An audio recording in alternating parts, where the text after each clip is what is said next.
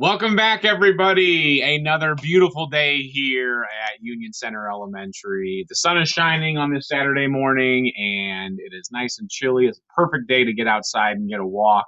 And today we are finishing the last two rules for the Energy Bus. So today we are wrapping up our digital book study.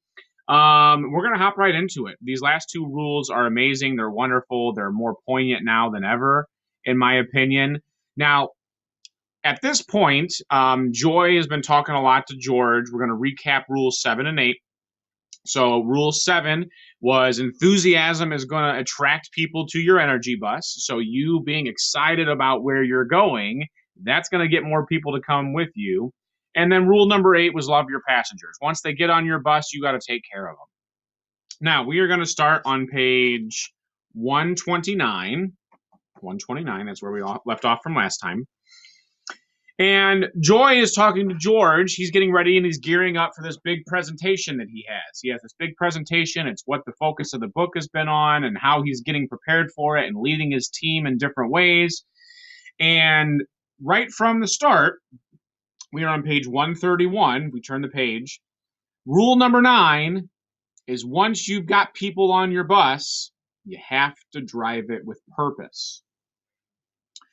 So Joy is telling George, when we drive with a purpose, we don't get tired or bored and our engines don't burn out. Every job on the planet, even the professional athlete and movie stars, can get old and it can get mundane if we let it. Purpose helps keep it fresh. Joy goes on to say that sure, driving a bus gets old. Every day does the same thing over and over. But knowing I've saved lives and wondering whose life I'm going to touch that day keeps me going and keeps my energy flowing. When you fuel up with purpose, you find the excitement in the mundane, the passion in the everyday, and the extraordinary in the ordinary. Purpose is what life is all about. This is on page 132 and 133. And guys, we talk about that a lot. I always hesitate calling it coming to work because, we're not coming to work. We're coming to school. And teachers and anybody that works inside of a school building, they have a higher purpose. They have a higher calling. It's not coming to work. We're not clocking in and clocking out and then kind of walking away and then not thinking about it again. We are changing and impacting the next generation every single day.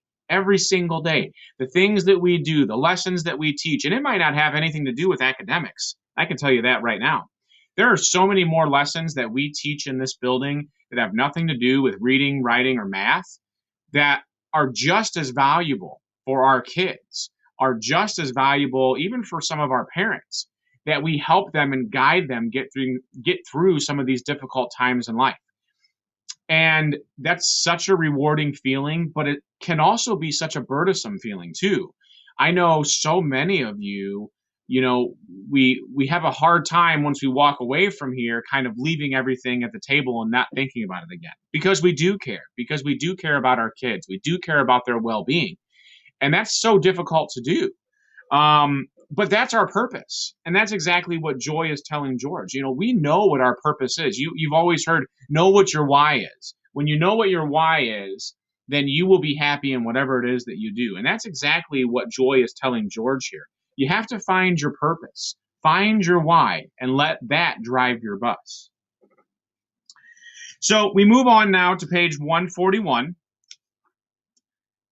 And on page 141, Joy continues to talk about purpose. And she says sometimes people will kind of ignore their purpose, or they have a hard time accepting what their purpose is. Joy's telling George, we all have fear, but the key to success is that you trust, or your trust is bigger than what your fear is. A little fear can be good. However, it does run out. Trust is the high-octane fuel that will make your bus wherever it needs to go. So be thankful that you have a job and that you've had a job all these years while so many are unemployed. Be thankful that you have a supportive team and a supportive family. and even be thankful that you can walk and talk. And this feeling of gratitude will fuel your performance every single day. It will lift you up and carry you over the finish line. And that brings us to rule number 10 on page 143, the final rule. Rule number 10 says, have fun and enjoy the ride. We only get one ride, so we might as well enjoy it to the max. Too many people think they are going to live forever. They spend their life accumulating wealth and possessions and power only to leave it all when their bus ride is over. It's not like you can take it with you. So what's all the fuss about? Too many people stress over too many meaningless things. People focus on the small instead of living large. They would reflect more. And Joy goes on to tell George, if she had an opportunity to tell these people, what should they do? What should you do? She said, you should reflect more. You should enjoy tiny moments throughout your day. Enjoy sunrises, enjoy sunsets, enjoy more moments of joy. Hold on to those golden nuggets that we talk about. They should take more risks and take more chances, and don't be afraid to fail. Life is too short not to go for your dreams. And she says that we should leave a legacy, something that would live on after we die. And George goes on to talk to her a little bit more. Well, my name's not going to be on the side of a building. I'm just a manager. They're not going to name a building after me.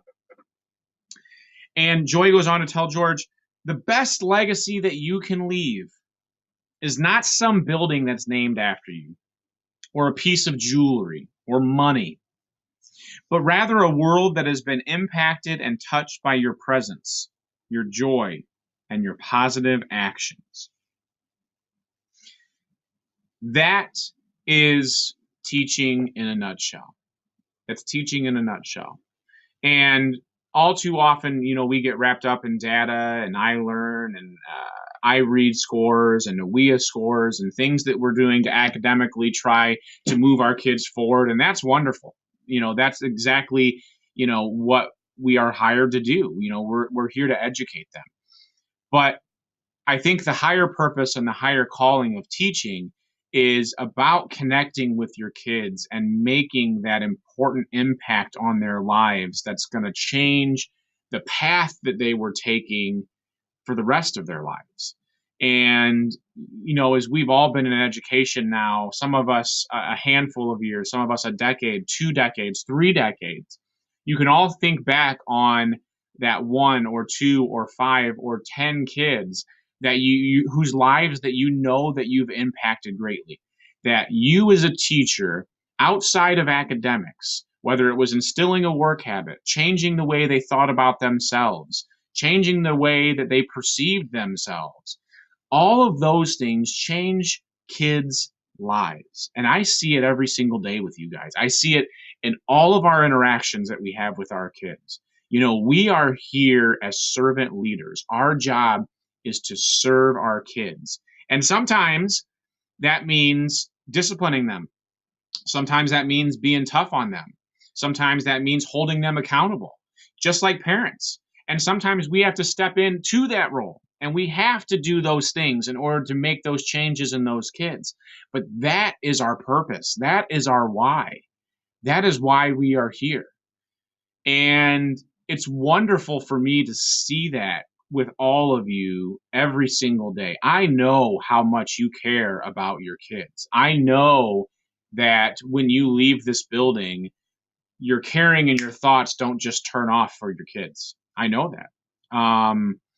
And we see it every single day. And the most important thing is that when we are here for those kids. We are servant leaders for those kids, and we are giving them what we think is best. So we're giving them what they need academically, but we also have a responsibility too to teach them to be young men and young women. And that's always been so important to me. It's why I got into education. It's why I got into coaching. It's why I became a principal. It's about teaching those lessons. It's about teaching those life lessons to those kids. And that's for me, that's the biggest thing in the energy bus. is knowing your why and knowing your purpose and bringing that positivity to your kids every single day. Now, that doesn't mean, like we talked about, that doesn't mean that you're coming in and giving them everything they want. That would be doing them a disservice. We've got to hold our kids accountable. And that includes so many different things. But at the end of the day, we are here to serve them. That is what teaching is. And we are here to give them things that maybe they don't even know that they need. They don't know that they need those things. They don't know that they need discipline and structure and routine because they might not be getting it outside of this building. That's our responsibility, guys. That's our why. That's our purpose. And I see that every single day. And it makes me so proud to be at Union Center, to work alongside all of you, because I see that in everything that you do. And our kids come first. I really hope you guys have enjoyed the Energy Bus. I really hope you've enjoyed kind of following along, whether you got the physical copy of the book or just watching these videos once a week. This for me has really changed my perception on a lot of things. It's changed the way that I've approached being a principal. It's changed the way that I approached being a husband and a father to Ben now. There's so many great lessons in here that might seem even just superficial on the surface. But when you really dig deep into them and make little changes throughout your day and know that you control your mindset, I mean, this book can really change the way that you kind of perceive everything. And it really can instill you with a sense of positivity and energy that we all need, especially in these times. We all need that. Guys, it's been wonderful for me to sit and talk with you about this.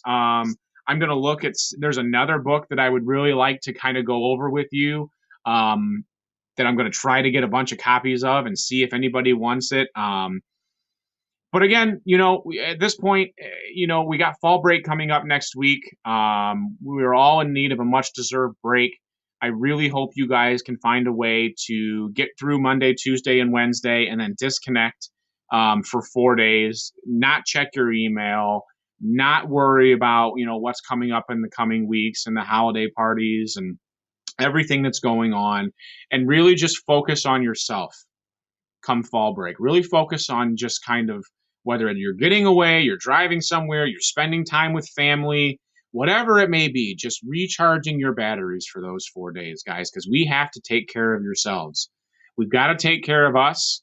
We got to make sure that we're good physically and mentally and emotionally, and then we can take care of our kids. So I wish all of you the best. I will see everybody on Monday. We were here on Monday, Tuesday, Wednesday, and then we've got fall break, and then we are getting into November, and then as you guys know, 3 weeks Thanksgiving, 3 weeks then Christmas. It's going to go by super fast, guys. So have a fantastic rest of your weekend. Thank you again for following along with me for the last several weeks for the Energy Bus, and we'll see everybody on Monday.